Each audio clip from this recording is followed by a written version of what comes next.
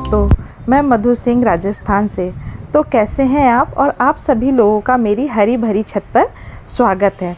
तो सबसे पहले तो आप ये देखिए कि छोटी सी छत पर ज़्यादा पेड़ भी लगे हुए नहीं हैं, ज़्यादा पौधे लगे हुए नहीं हैं, फिर भी इन पर चिड़िया आने लगी हैं। कभी चिड़िया, कभी तितली, तो ये आती रहती हैं और इनको देख कर के इतना अच्छा टाइम पास होता है कि मैं आपको बता नहीं सकती हूँ। तो अगर आप भी अपने छत पर चाहते हैं, अगर आपके पास जगह की कमी है, तो आप बिल्कुल भी चिंतित मत, बस आप थोड़ा सा उसको टाइम देने की कोशिश करिए, अपने शौक़ को डेवलप करने की कोशिश करिए, तो आपकी छत भी ऐसी ही हरी भरी हो जाएगी।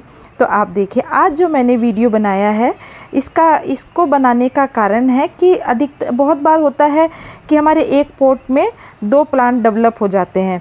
तो जैसे मेरे इस पॉट में 2 प्लांट डेवलप हो गए हैं। अब आप देखिए, एक तो है टमाटर का और दूसरा है तोरी का। तो अब आप देख रहे होंगे कि इस टमाटर के प्लांट पर फ्लावरिंग स्टार्ट हो गई है और साथ में तोरी का जो प्लांट है उस पर भी फ्लावरिंग स्टार्ट हो गई है।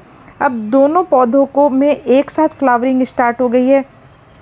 ये टमाटर का पौधा था जो मैंने लगाया था, तो मुझे लगा था कि पता नहीं लगेगा या नहीं लगेगा, क्योंकि मौसम में बहुत ज़्यादा गर्माहट थी।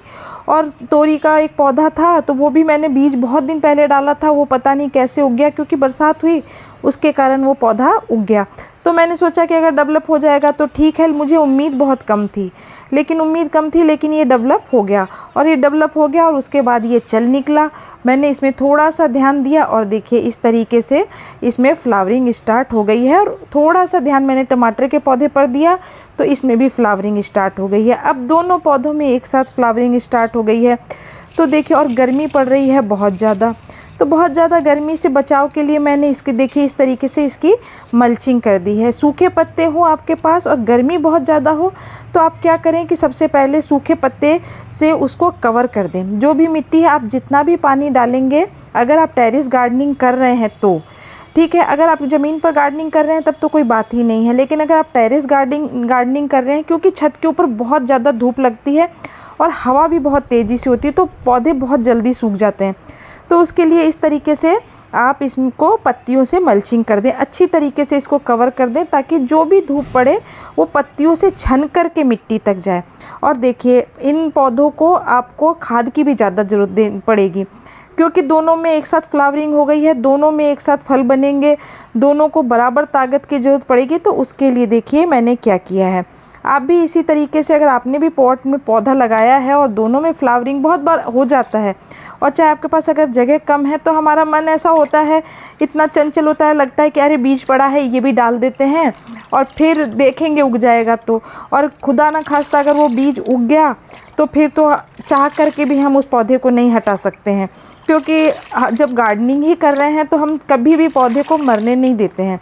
तो उसके लिए देखिए, सबसे पहले मैंने क्या किया है, अगर और है गर्मी का महीना, तो हम इसमें ज़्यादा हार्ड फर्टिलाइज़र बिल्कुल नहीं डालेंगे, तो बिल्कुल लाइट फर्टिलाइज़र डालेंगे, और ताकि पौधों की ग्रोथ भी बनी रहे और इनको ताकत भी मिलती रहे। तो उसके लिए देखिए, सबसे पहले मैंने कंडे ले लिए हैं और कंडे के अंदर मैंने थोड़ी सी चाय पत्ती, 1 चम्मच चाय पत्ती मैंने डाल दी थी, ताकि अगर कंडों का मतलब ये छाने हैं, उपले भी बोलते हैं, तो आप कंडे भी बोलते हैं, सबके अलग अलग भाषा है। और मैं हल्की सी चाय पत्ती डाल दी थी और इनको मैंने रात को रख दिया था पानी में भिगो करके। और मैंने एक ही कंडा डाला है, क्योंकि मैं ये एक्सपेरिमेंट पहली बार कर रही हूँ, तो इससे मुझे पता चल जाएगा कि कितना कारगर है और नहीं है।